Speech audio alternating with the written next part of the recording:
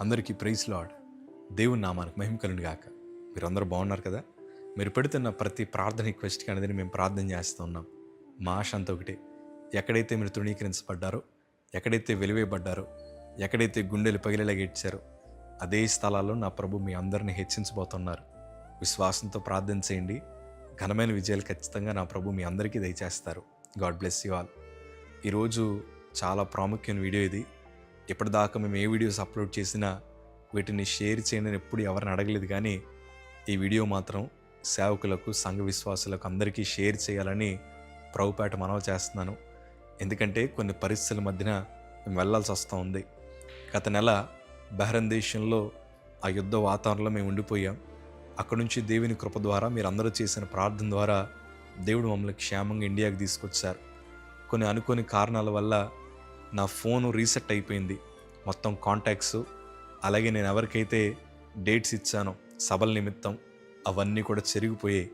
అవి చెరిగిపోవడం వల్ల నా హృదయం చాలా కలవరం చేత నింపబడింది. దానికంటే ఇంకా భయంకరమైన విషయం ఏంటంటే, కొంతమంది సేవకులు నాకు డేట్స్ కోసం కాల్ చేయడం ప్రారంభించారు. కొంతమంది విశ్వాసులు కూడా ఫోన్ చేయడం ప్రారంభించారు. కాకపోతే నేను ఏ తారీఖుని ఎవరికి ఇచ్చానో, ఏ ప్రాంతానికి ఇచ్చానో, ఏ నెలలో ఇచ్చానో అవన్నీ చెరిగిపోవడం వల్ల నేను వారికి కన్ఫామ్గా చెప్పలేక నేను జరిగిన విషయాన్ని వారితో పంచుకున్నాను. అయ్యా, నా క్యాలెండర్లో డేట్స్ అన్నీ చెరిగిపోయాయి, నాకు ఇన్ఫర్మేషన్ వచ్చిన మరుక్షణమే నేను తప్పకుండా మిమ్మల్ని కాంటాక్ట్ అవుతానని చెప్పాను. కొంతమంది అర్థం చేసుకున్నారు, కొంతమంది అర్థం చేసుకోలేకపోయారు. చాలా మాటలు అనడం ప్రారంభించారు. దేవుడు నిలబెట్టుకున్నాడు కదా, ఇప్పుడు గర్వం వచ్చేసింది, నాకు కొమ్ములు వచ్చాయి, డబ్బున్న వారి దగ్గరికి వెళ్తాను, డబ్బు లేని వారి దగ్గరికి రానని, జనాలు చూసి వస్తానని రకరకాల మాటలు వారు మాట్లాడడం ప్రారంభించారు. ఇది నా హృదయాన్ని చాలా గాయపరిచింది. ఎందుకంటే నన్ను పిలిచిన వారు ఉన్నారు, నేను చాలామంది మీటింగ్స్కి వెళ్ళాను. తప్పకుండా వారిని అడగండి, నా ఆలోచన ఇప్పుడు అలా ఉండదు. నేను ఎప్పుడు ఎంత ఇస్తారని ఇప్పటిదాకా ఎవరిని అడగలేదు. ఎప్పుడు ఏ ప్రాంతానికి రావాలి, ఈ 2 మాటలు తప్ప ఇంకేది మాట్లాడను.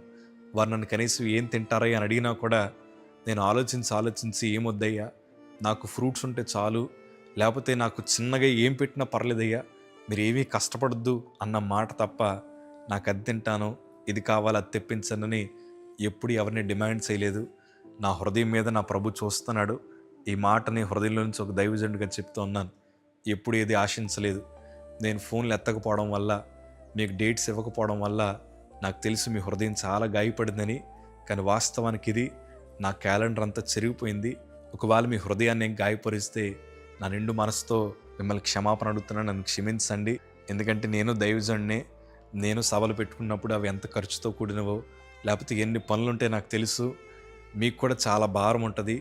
కాకపోతే ఇదంతా అనుకోలేని పరిస్థితుల మధ్య నేను ప్రయాణం చేయాల్సి వస్తూ ఉంది. కానీ ఎప్పుడు డబ్బుని నేను చూడలేదయ్యా, ఎప్పుడు నేను మనుషుల్ని కూడా చూడలేదు. ఎందుకంటే మా తల్లి మాకు చిన్నప్పటి నుంచి బోధించిందంతా ఒకటే, అయ్యా మీ ప్రభు కోసం చనిపోవాలి, దేవుని కోసం మీరు హతసాక్షులు అవ్వాలి, ధైర్యంగా ప్రభు సువార్త ప్రకటించండి మా తల్లి ఎప్పుడు మాకు బోధిస్తూ ఉంటుంది. ధనము కోసం ఎప్పుడు మేము ఆలోచించము, అసలు వాటి ప్రస్తావనే మా దగ్గరికి రాదు. ఈ 11 సంవత్సరాల సువార్త పరిచర్లో ఎప్పుడు నాకు ఈ పేరు రాలేదు. కానీ ఇప్పుడు ఈ పేరు రావడం నా హృదయం చాలా కలవరపరుస్తుంది.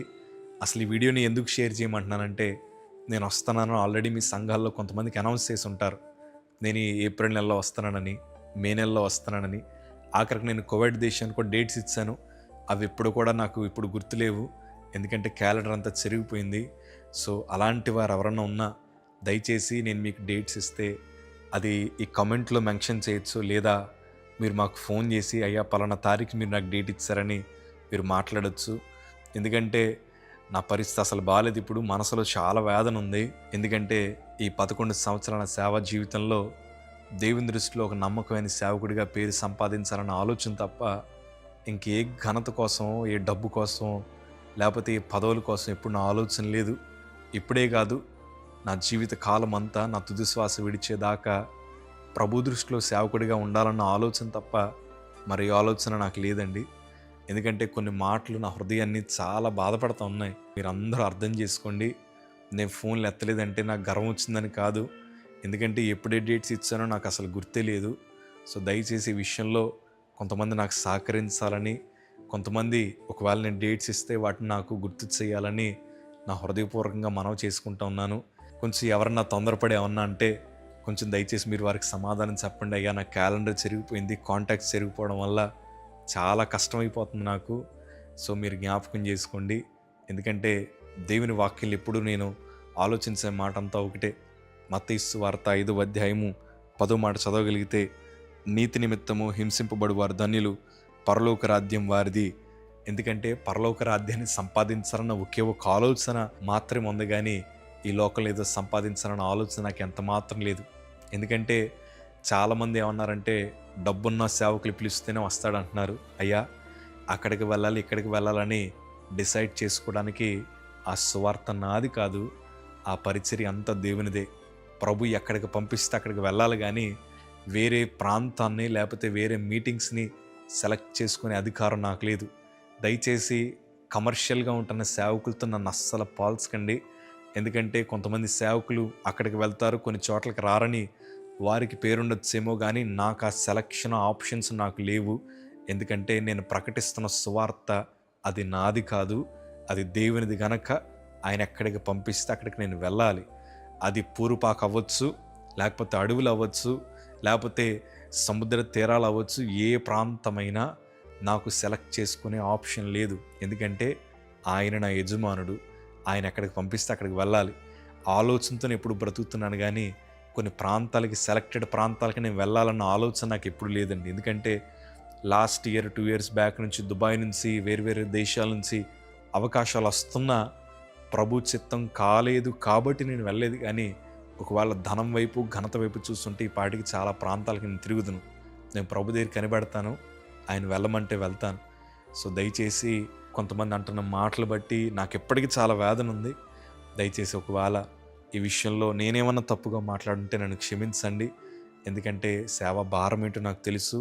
ఎందుకంటే నాకు క్యాన్సర్ వచ్చిన తర్వాత మరణ పడక మీద ఉన్నప్పుడు, దేవా నన్ను బ్రతికిస్తే నీ పని కోసం వాడబడతానయ్యా, చచ్చేదాకా నీ కోసం బ్రతుకుతానని ప్రభువుకి నా జీవితాన్ని అప్పగించేశాను. ఎన్నో సమర్పణలు నా జీవితంలో చేసుకున్నాను. ఇప్పటికీ నా తల్ల దువ్వని పెట్టి 10 సంవత్సరాలు 11 సంవత్సరాలు అయిపోయింది.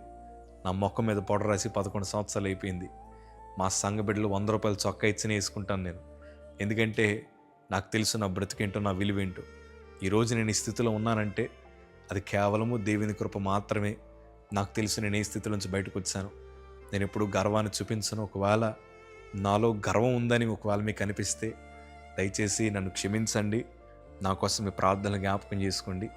ఈ పరిస్థితిలో నుంచి త్వరగా దేవుడు బయటికి తీసుకొచ్చి సమాధానాన్ని దేవుడు కలుగజేసేలాగున మీ ప్రార్థనలు జ్ఞాపకం చేసుకొని కోరుకుంటూ ఈ కొద్ది మాటలు దేవుడు దీవించునుగాక. ఆమేన్. థ్యాంక్ యూ అండి. దయచేసి ఈ వీడియోని అందరికీ షేర్ చేయండి. Praise the lord.